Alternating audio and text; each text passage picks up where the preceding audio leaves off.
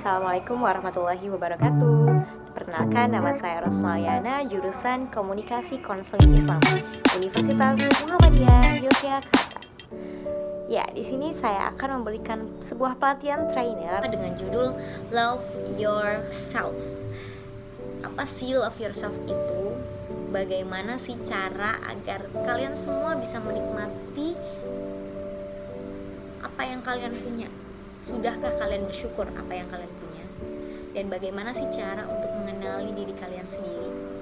Oke, langsung saja. Love yourself itu sendiri lebih ke penerimaan diri kita. Bagaimana kita sebagai manusia menerima apa yang kita punya.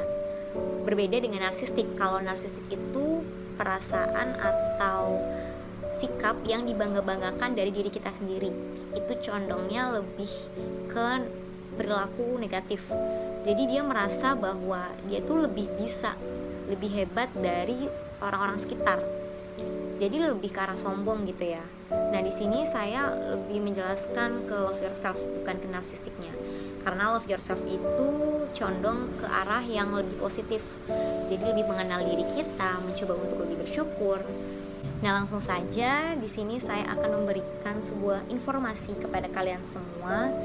Ada sebanyak 800.000 orang di seluruh dunia tewas akibat bunuh diri di setiap tahunnya. Itu artinya di setiap 40 detik ada satu orang yang tewas karena bunuh diri. Ada penelitian menurut survei alasan tertinggi bunuh diri menurut psikologi klinis dari Personal Growth Veronica Desla 2018. Yang pertama, 73% alasannya adalah ingin terbebas dari masalah hidup. Padahal seperti yang kita tahu, masalah hidup itu adalah sebuah cobaan yang diberikan kepada Allah kepada kita semua, tapi dengan kesanggupan kita, seperti di surat Al-Baqarah ayat 286, yang artinya Allah tidak membebani seseorang melainkan sesuai dengan kesanggupannya. Sudah jelas di Al-Quran bahwasanya kita diberikan cobaan itu sudah sesuai dengan porsi kita. Masalah hidup, padahal masalah itu datang selalu bertubi-tubi, tidak pernah berhenti ya. Tetapi di sini mereka merasa bahwa tidak memiliki masalah hidupnya. Itu karena mereka tidak mengerti gitu loh apa arti pentingnya dari pemaknaan hidup. Padahal pemaknaan hidup itu sendiri kita dengan menyembah Allah dan memperbanyak amalan ibadah agar nantinya kita dapat bertemu di surga nanti. Kemudian yang ketiga, 56% merasa dirinya menjadi beban orang lain. Padahal menjadi beban orang lain itu tidak dibenarkan, karena yang namanya manusia itu pasti membutuhkan orang lain, karena tidak ada manusia yang hidup sendirian. Nah, untuk itu teman-teman, kita di sini belajar untuk mencintai diri sendiri agar kita tidak seperti mereka dengan menyelesaikan masalah bukan berarah ke arah bunuh diri. Kita seharusnya bisa menyelesaikan masalah itu dengan baik, dan lebih mencintai diri sendiri itu kita sebisa mungkin bisa mencegah untuk bunuh diri. Kemudian, kenapa sih kita harus mencintai diri sendiri? Apa itu penting? Itu penting sekali teman-teman.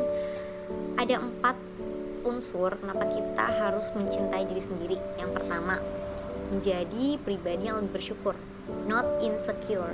Jadi kita lebih bersyukur kepada diri sendiri dan Allah akan menambahkan rasa syukur itu. Kemudian yang kedua, menggali potensi yang ada pada diri kita. Kalau kita mengetahui potensi atau kekuatan yang ada di diri kita sendiri, itu akan lebih mudah untuk mencintai diri kita sendiri loh. Dan yang ketiga, memberikan kebahagiaan ekstra. Kalau kita sudah mencintai diri sendiri, kita mudah loh memberikan kebahagiaan kepada semua orang. Dan yang keempat, membuatmu semakin pede dalam hal apapun. Kalau nih kamu sudah tahu potensi apa yang kamu miliki, maka dengan kamu berjalan lebih jauh, maka akan semakin pede dalam menjalani hal apapun itu. Kemudian langsung saja ini pada intinya ya, how to love yourself. Bagaimana sih cara agar kita mencintai diri sendiri? Ada 5 pokok. Nah, kenali diri sendiri. Apa sih kekuatan dalam dirimu? Coba tuliskan di secari kertas. Apa sih kekuatan di dalam dirimu? Pasti punyalah kalian semua. Dan apa sih kelemahan dalam dirimu? Karena yang namanya manusia tidak ada yang sempurna. Pasti mereka ada kelebihan dan kekurangannya. Nah, maka dari itu kalian harus tahu apa sih kelebihan dan kekuranganmu. Yang kedua adalah peraturan pribadi, di mana kamu buat target apa aja yang ingin kamu raih, seperti cita-cita kamu, atau kamu ingin pergi ke luar negeri, atau yang lainnya. Itu bebas. Jadi untuk melangkah ke arah depan, kamu harus menulis target demi target. Yang ketiga ada menerima diri.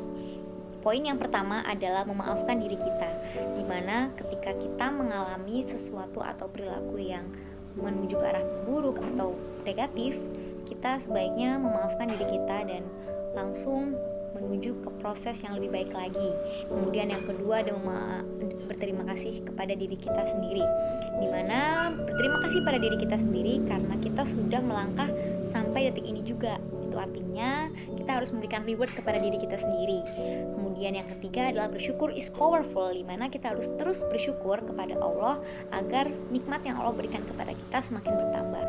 Di surat Ibrahim ayat 7 menjelaskan yang artinya sesungguhnya jika kamu bersyukur pasti kami akan menambah nikmat kepadamu, dan jika kamu mengingkari nikmatku maka sesungguhnya azabku sangat pedih. Jadi jelas sekali kalau kita selalu bersyukur kepada Allah maka nikmatnya akan semakin diberikan. Yang keempat adalah rutinitas yang positif. Apa sih langkah-langkah kalian untuk mencapai target? Kalau versi saya, yang pertama itu saya akan menabung, dimana ketika kita menabung pada hari ini, maka kita akan menikmatinya di hari esok.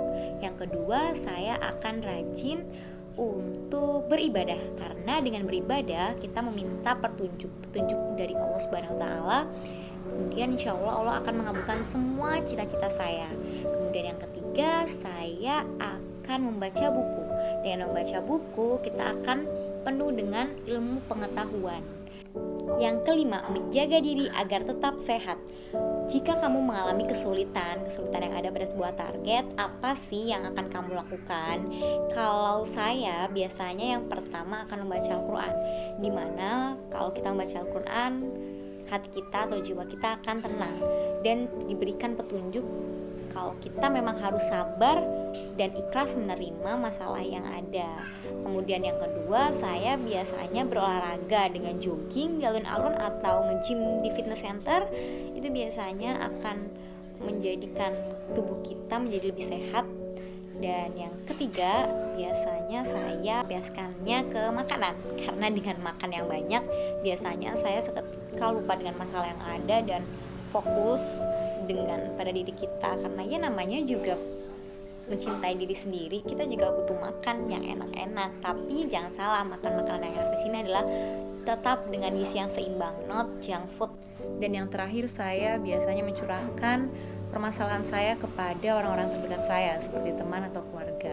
Dengan begitu saya bisa menurunkan emosi kita dan mereka akan memberikan sebuah pendapat yang tepat untuk permasalahan yang ada. Ada pepatah yang mengatakan be yourself because an original is worth more than a copy.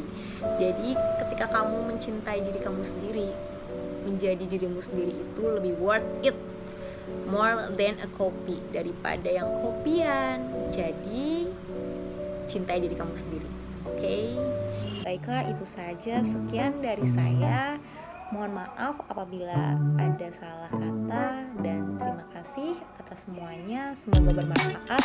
Wabillahi taufiq wal hidayah. Wassalamualaikum warahmatullahi wabarakatuh.